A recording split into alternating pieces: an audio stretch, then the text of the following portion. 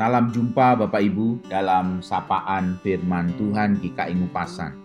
Pagi ini tema kita adalah kuasa tujuan. Bacaan dari surat Filipi 1 ayat 12-14. Aku menghendaki saudara-saudara supaya kamu tahu bahwa apa yang terjadi atasku ini justru telah menyebabkan kemajuan Injil, sehingga telah jelas bagi seluruh istana dan semua orang lain bahwa aku dipenjarakan karena Kristus.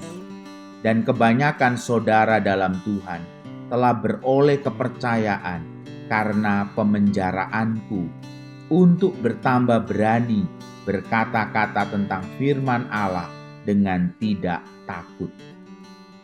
Bapak Ibu Saudara sekalian yang dikasihi Tuhan, Paulus mungkin bisa diampuni jika ia memilih untuk beristirahat dari pekabaran Injil. Tetapi apa yang terjadi?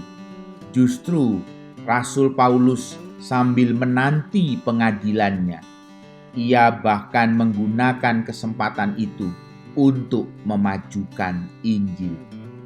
Paulus adalah seorang pemimpin yang tidak pernah menyimpang nampaknya dari misinya. Ia bertekad untuk meninggalkan tanda dimanapun ia pergi.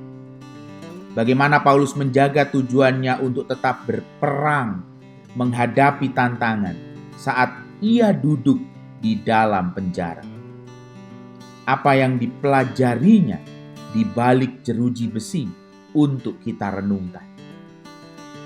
Saya mau berbagi sesuatu yang menarik menurut saya. Disinilah kita menemukan kuasa tujuan.